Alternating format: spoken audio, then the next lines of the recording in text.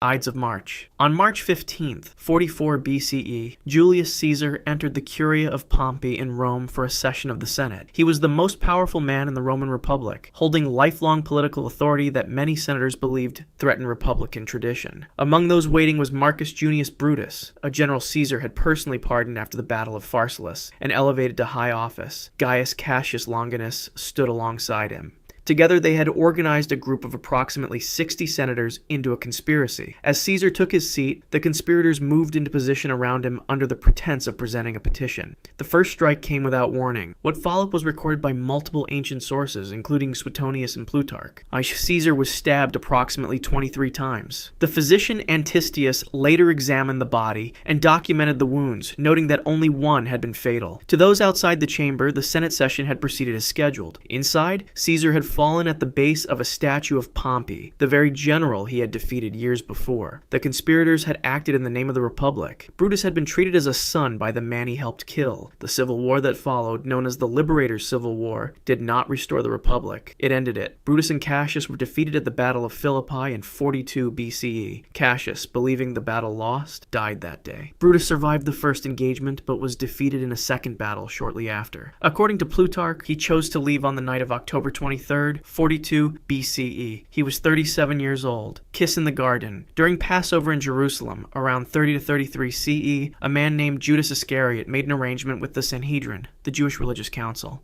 He was one of 12 apostles, identified across the canonical Gospels as the group's treasurer. The agreement is documented in the Gospels of Matthew, Mark, Luke, and John. In exchange for 30 pieces of silver, Judas agreed to lead authorities to Jesus of Nazareth and identify him. The arrest took place at night in the Garden of Gethsemane, outside Jerusalem's walls.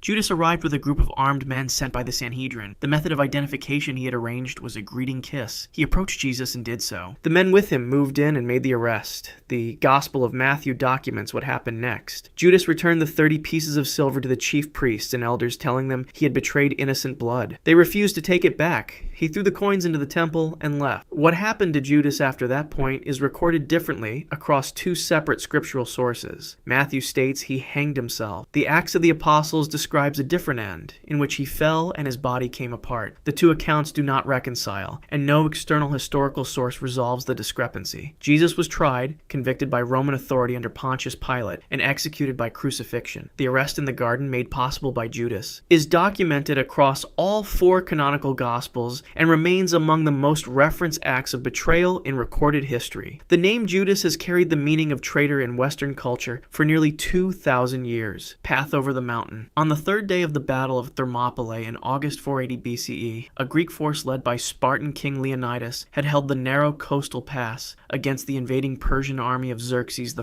for 2 days. The pass was the strategic advantage. Persian numbers could not be brought to bear in a space that wide. The defense was holding. A local man named Ephialtes of Trachis approached the Persian camp. According to Herodotus, writing in his Histories around 440 BCE, Ephialtes informed Xerxes of the existence of the Anapaia path, a steep mountain trail that bypassed the pass entirely and descended behind Greek lines. He then volunteered to guide Persian troops along it. That night, a Persian detachment followed Ephialtes over the mountain. Greek scouts reported back to Leonidas before dawn. He received the information that his position was about to be surrounded. The Greek allied forces were ordered to withdraw. The Spartans, along with a contingent of Thespians and Thebans, remained. The Persian column descended behind the pass as the frontal assault resumed. Caught on both sides, the rearguard was overwhelmed. Leonidas was killed in the final engagement. The pass fell. Herodotus records that the Greek deputies placed a price on Ephialtes' head following the battle. He fled to Thessaly to avoid it. He was eventually killed by a man from Trachis named Athenides, though Herodotus notes the killing may have been unrelated to the betrayal. The Anapaia trail has since been located and confirmed archaeologically. Persian arrowheads dating to 480 BCE were recovered at the site, corroborating the broad outline of Herodotus' account. The name Ephialtes became the Greek word for nightmare. Puppet of Nanjing. On March 30th, 1940, a new government was formally established in Nanjing, China, under Japanese sponsorship. Its leader was Wang Jingwei, a senior figure in the Kuomintang party, and one of Sun Yat-sen's most trusted former allies. Wang had broken with Kuomintang leader Chiang Kai-shek, and negotiated separately with Imperial Japan as Japanese forces occupied large portions of Chinese territory. The arrangement was documented in Imperial Japanese records and Chinese nationalist archives. Wang's government, formerly called the Reorganized National Government, administered Japanese-occupied territories. Wang gave public speeches affirming cooperation collaboration with Japan, which were recorded and preserved. From Nanjing, he presented the collaboration publicly as a framework for regional stability. Japanese administrative records documented it differently. The government functioned as an instrument of occupation, extending Japanese control over the population and resources of the territories it administered. Wang Jingwei died on November 10, 1944, in Nagoya, Japan. The cause was complications from a gunshot wound sustained during an assassination attempt in 1939. He did not live to see Japan's defeat. When the war ended in 1945, Chiang Kai-shek's government returned to Nanjing. Wang's tomb was located, destroyed, and his body was exhumed and burned. The deliberate destruction of his burial site was documented in post-war records. He had once been positioned as a potential leader of modern China. He is remembered instead as the most prominent Chinese collaborator of the Second World War, man who became a word. On the morning of April 9, 1940, German forces crossed into Norway. That same evening, Vidkun Quisling went on Norwegian state radio and announced himself as the head of a new government. The broadcast is preserved in Norwegian state archives. German troops were still advancing when he made it. Quisling had founded the National Samling, a Norwegian National Socialist Party, in 1933. It had never gained significant electoral support. The German invasion gave him the opening no election had. His regime operated for 5 years under German occupation. Norwegian Jews were rounded up and deported to Nazi death camps under the administrative participation of his government. This is documented in post-war trial records. Quisling framed his role publicly as protecting Norwegian interests within a new European order. The trial record established what the regime had participated in. Germany surrendered on May 8, 1945. Quisling was arrested the following day. His trial began in August. He was convicted of treason, murder, and additional charges. The proceedings are preserved in full in Norwegian judicial records. On October 24, 1945, Vidkun Quisling was game-overed by firing squad at Akershus Fortress in Oslo. He was 58 years old. His name entered the English language as a common noun. The Oxford English Dictionary records Quisling as a synonym for traitor or collaborator. It remains in use. West Point. In August of 1780, Benedict Arnold was given command of West Point, the most strategically significant American fortification of the Revolutionary War. He had earned the appointment through a distinguished combat record at Ticonderoga, Quebec, and Saratoga. By the time he received it, he had already been in secret contact with British headquarters for over a year. The offer Arnold made to the British was documented in correspondence later recovered by American forces. He proposed to surrender West Point in exchange for 20,000 British pounds. His contact on the British side was Major John Andre, an intelligence officer. On September 23, 1780, Andre was stopped by American militiamen near Tarrytown, New York. Papers concealed in his boot contained detailed plans of West Point's defenses. In Arnold's handwriting, Andre was taken into custody. Arnold received word before the papers reached General Washington. He left his headquarters immediately and escaped aboard the British vessel HMS Vulture, waiting on the Hudson River. When Washington arrived at West Point and was presented with the recovered documents, his response was recorded by Alexander Hamilton in a letter written that same day. Washington said, "Arnold has betrayed me. Whom can we trust now?" Andre was tried by a military board, convicted as a spy, and hanged on October 2, 1780. He was 30 years old. Arnold was commissioned as a brigadier general in the British Army. His name was removed from the monuments at West Point that honor the generals of the Revolution. Mole at Langley.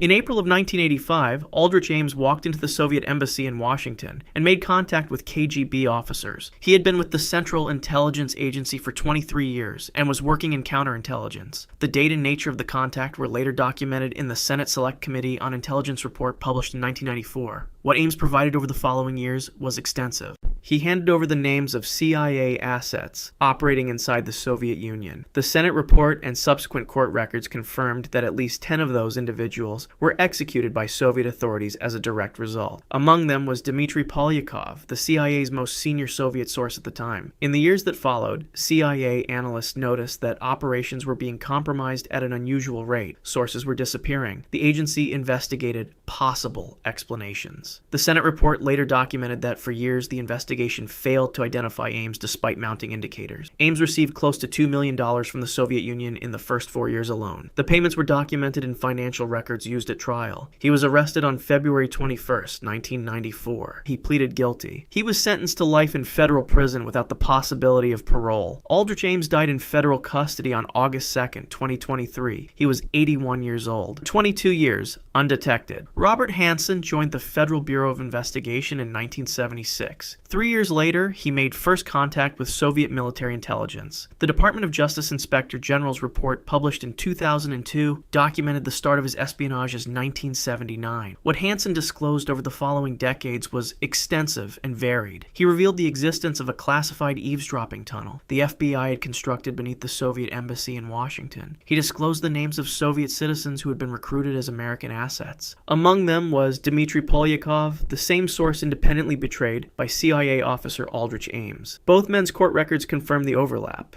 He also revealed details of American nuclear war preparations and intelligence satellite capabilities. Hansen operated inside the FBI's counterintelligence division for most of those years. The institution investigating Soviet penetration of American intelligence did not identify that one of its own senior agents was the penetration. The DOJ Inspector General's report described his espionage as possibly the worst intelligence disaster in United States history. He was arrested on February 18, 2001, in Foxstone Park in Vienna, Virginia, in the act of leaving a package for his Russian handlers. He pleaded guilty to 15 counts of espionage and conspiracy. He was sentenced to 15 consecutive life terms without parole. Robert Hansen died in federal custody on June 5, 2023. He was 79 years old, the cellar beneath Parliament. In the autumn of 1605, a group of 13 English Catholics finalized a plan to destroy the Houses of Parliament during the state opening, killing King James I and triggering a political uprising. The organizer was Robert Catesby. The principal operative placed underground was Guy Fawkes, a soldier with experience handling explosives. 36 barrels of gunpowder had been moved into a cellar directly beneath the House of Lords. The state papers of James I,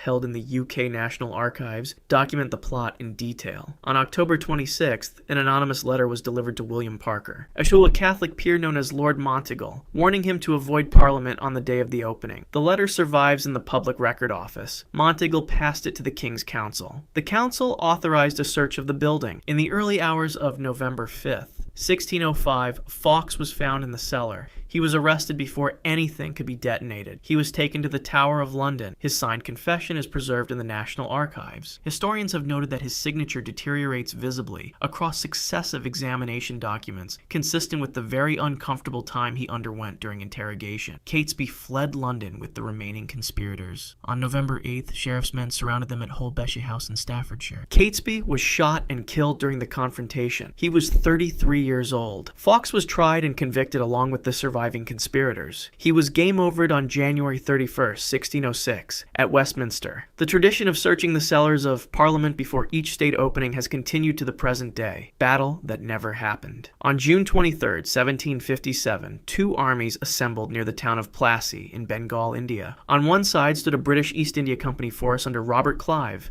numbering approximately 3,000 men. Facing them was the army of Nawab Siraj-ud-Dowlah of Bengal, documented at a force of approximately 50,000. By any measure of numbers, the outcome should not have been in question. Mir Jafar was the Nawab's commander-in-chief. In the weeks before the battle, he had been conducting a separate negotiation with Clive. The terms of their agreement were put in writing. That document, known as the Secret Treaty between Clive and Mir Jafar, survives in the British Library's India Office records. Under its terms, Mir Jafar agreed to withhold his forces from the engagement. In exchange, Clive agreed to install him as the new Nawab of Bengal once the battle was decided. When the fighting began, Mir Jafar's troops did not advance. They represented the bulk of the Bengali army. Without them, the forces that did engage were insufficient. The British held their positions. The Nawab's army was driven from the field. Siraj-ud-Dowlah fled. He was captured shortly afterward and killed. East India Company records document his death in the days following the battle. Mir Jafar was installed as Nawab as agreed. The British deposed him in 1760 when he proved difficult to manage, reinstated him in 1763, then removed him again. He died on February 5th, 1765. The battle at Plassey is documented as one of the pivotal moments in the establishment of British rule over India. The secret treaty that decided it before a single shot was fired remains in the archive.